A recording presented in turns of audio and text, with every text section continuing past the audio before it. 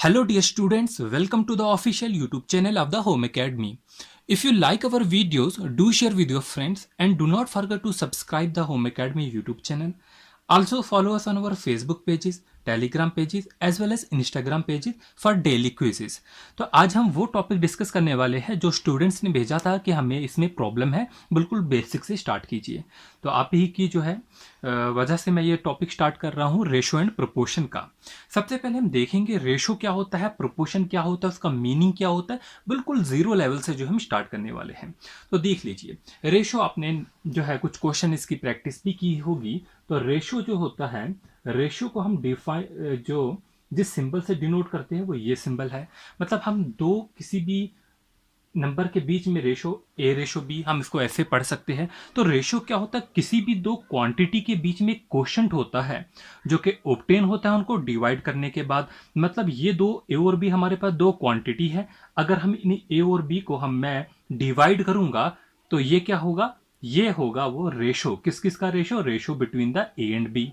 तो ratio is generally indicated by the sign. ये sign आपको देखेंगे रेशो का साइन है। So this A ratio B indicate ratio of A and B. A और A ratio B क्या indicate करेगा, ए और बी को आपस में इसका डिवीजन जो होगा ये इंडिकेट करेगा। अब यहीं पर हम प्रोपोर्शन भी समझ लेते हैं। पहले बेसिक कंसेप्ट समझेंगे फिर हम क्वेश्चन करेंगे। प्रोपोर्शन क्या होता है, देखिए सबसे पहले जो प्रोपोर्शन का साइन होता है वो क्या होता है, कुछ इस तरीके का साइन होता है। ये प्रोपोर्शन का साइन है।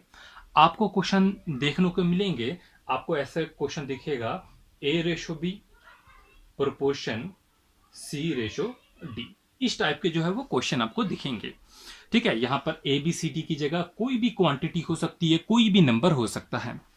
तो सबसे पहले प्रोपोर्शन को हम डिफाइन करेंगे। तो प्रोपोर्शन जो होता है वो इक्वलिटी ऑफ द रेशो होता है। प्रोपोर्शन क्या होता है, ये क्या होता है, ये इक्वलिटी होती है। किस चीज की इक्वलिटी, रेशो की इक्वलिटी। मतलब ये जो साइन हम डिनोट करते हैं ये इक्वलिटी को रिप्रेजेंट करता है, ये समझे आप। ठीक है, तो अगर हमने यहां पर डिफाइन करना होगा A ratio B equal to C ratio D. ठीक है, तो इसकी जगह हम यूज करेंगे A ratio B proportional C ratio D. ये बेसिक कंसेप्ट होपफुली आपको समझ आ गया होगा।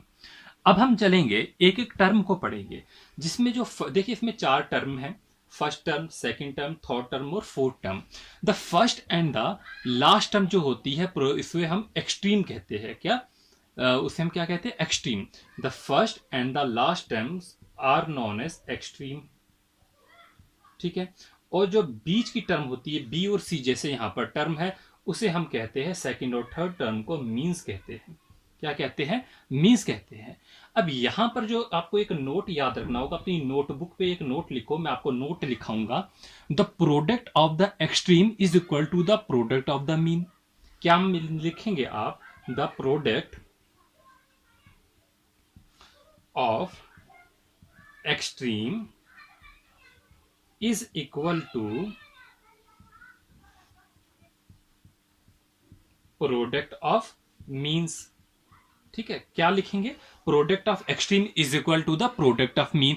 अब ये जो मैंने लिखाया इसे हम प्रूव भी करके देखेंगे, मतलब क्या मीनिंग है इस चीज का। ठीक है, ये हम देखेंगे। तो इसको प्रूव करने के लिए हम एक एग्जांपल ले लेंगे। इधर यहां पर लिख लेते हैं, हम एक एग्जांपल लिखेंगे।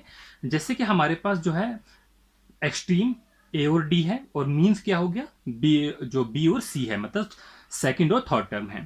तो हम एक एग्जांपल लिखेंगे, जैसे कि मैंने लिखी 22 रेशो टू प्रोपोर्शनल 100 रेशो 8 लिखा। अब देखो जो 25 इंटू 8 होगा वही होगा किसके बराबर, 100 इंटू 2। ये मीनिंग है इसका। जो प्रोडक्ट होगा एक्सट्रीम का, मतलब 25 इंटू 8 का जो प्रोडक्ट होगा वो किसके इक्वल होगा, प्रोडक्ट ऑफ द मीन्स के इक्वल होगा। 100 इंटू 2 के जो है वो इक्वल होगा। ठीक है, तो 25 इंटू 8 करेंगे हम 200 होगा, और यहां पर भी जब हम चेक करेंगे तो वो भी 200 होगा। तो ये मीनिंग होता है प्रोपोर्शन का। होपफुली आपको रेशो बिल्कुल क्लियर हो गया होगा कि रेशो क्या होता है। रेशो जो होता है बिटवीन द टू क्वांटिटी, वो क्या होता है, वो कोशंट होता है जो कि हम हासिल करते हैं। कैसे ऑब्टेन करते हैं, by dividing the first quantity with the second quantity. Proportion क्या होता है वो भी आपको क्लियर हो गया होगा कि proportion is the equality of the ratio. ये रेशो की जो इक्वलिटी होती है उसे हम प्रोपोर्शन कहते हैं। इससे पहले कि हम बड़े क्वेश्चन के जो लैंग्वेज टाइप के क्वेश्चन आते हैं वो सॉल्व करें, तो हम पहले बेसिक कंसेप्ट जो बेसिक लेवल के क्वेश्चन आते हैं वनडे कॉम्पिटिटिव एग्जामिनेशन में, उसे हम सॉल्व कर रहे हैं। ठीक है, तो बिल्कुल बेसिक से ही स्टार्ट करेंगे। तो मैं आपको कुछ कैलकुलेशन की ट्रिक्स जो है वो यहाँ पर बता दूंगा। ये आपके क्वेश्चन जो है इस टाइप के भी आते हैं, तो ये कैलकुलेशन ट्रिक्स जो होगी वो आप याद रखेंगे। तो स्टार्ट करते हैं हम पहली ट्रिक से। ठीक है, तो हमारे पास आपको आवाज जो होगी वो होपफुली ठीक ही आ रही होगी, क्योंकि यहाँ पर जो इस माइक का मैं यूज कर रहा हूँ ये सपोर्ट नहीं करता है कैमरे के मोबाइल को। ठीक है, तो यहाँ पर देखेंगे कैलकुलेशन ट्रिक्स में हम पहले हमारे पास सपोज एक्स रेशो 12 है।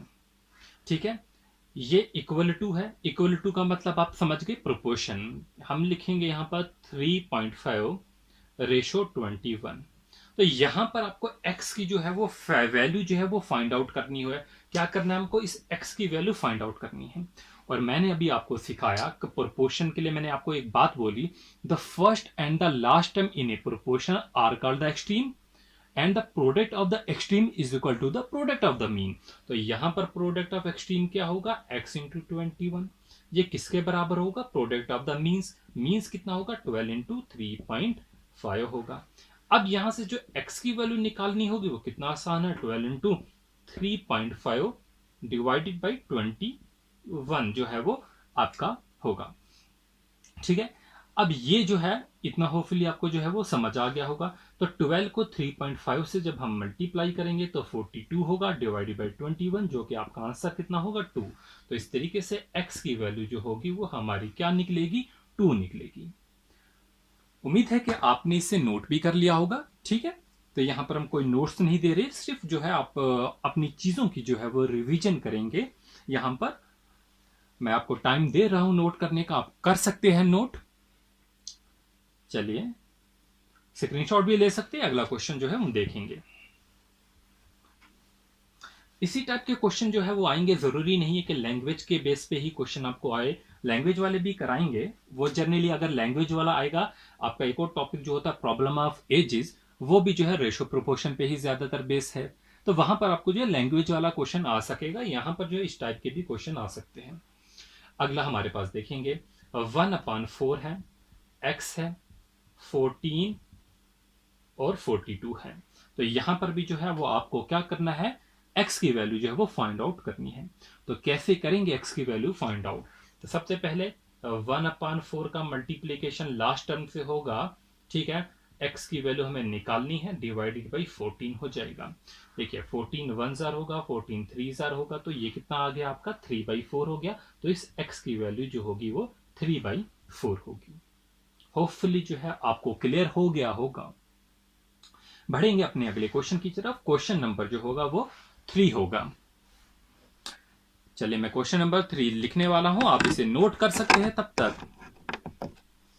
क्वेश्चन नंबर 3 है, हम यहां पर लिखेंगे एक नंबर 5/3, 5/9 प्रोपोर्शन x/63। ठीक है, अब यहां पर हमें x की वैल्यू फाइंड आउट करनी है। कैसे हम फाइंड आउट करेंगे, ठीक है, आपको इसी को जो है आपको लैंग्वेज की टाइप में भी क्वेश्चन बना के दिया जा सकता है। ठीक है, आगे हम देखेंगे कैसे, पहले आप बेसिक चीजें समझ लीजिए। तो यहां पर हम 63 मल्टीप्लाई बाई 5 करेंगे, डिवाइडेड बाई 9 करेंगे। और आप जानते हैं 9 के टेबल में 7 जार आता है, तो 7 5 जार जो होगा वो 35 होगा। तो यहां पर आपकी x की वैल्यू जो निकलेगी वो 35 होगी। उम्मीद है आपको जो है ये समझ आ गया होगा। आप नोट कर सकते हैं, मैं ये वाला मिटा देता हूं तब तक। चलिए अगला हमारे पास है क्वेश्चन नंबर 4 है 1/4 ratio 7/8 is equal to 4/8, 4/x। अब यहां पर मैंने जो है वो फ्रैक्शन में ही लेने की कोशिश की है, ताकि आपको जो है किसी भी टाइप की कैलकुलेशन आए, आप कहीं फंसे नहीं। तो यहां पर देखिए, यहां पर भी हमें x की वैल्यू निकालनी है। तो क्या होगा, 1/4 होगा इंटू एक्स होगा। ठीक है, ये x की वैल्यू हमें निकालनी है, इसे लिखेंगे नहीं, जिसे निकालना होगा वो तो नीचे आएगा। तो क्या होगा, ये 7/8 इंटू 4 डिवाइडेड बाई 1/4 होगा। Hopefully clear. तो देखिए 4 1 4 2 होगा, तो ये कितना आ जाएगा, 7/2 हो जाएगा इंटू 4/1 हो जाएगा। तो 2 1 2 2 4 होगा, 7 2 जो होगा वो 14 होगा। तो इसका मतलब x की वैल्यू यहाँ पर 14 होगी। उम्मीद है कि आपने इसे नोट कर लिया होगा, साथ साथ कर सकते हैं नोट, स्क्रीनशॉट भी ले सकते हैं आप इसका। चलिए एक और बात मैं बता देता हूं, यहां पर एक और टर्म आती है, कभी कभी सीधा क्वेश्चन भी पूछा जाता है। वो ये है, दो टर्म होती है इसमें हमारे पास। एक होता है हमारे पास एंटीसीडेंट। क्या होता है, एंटीसीडेंट।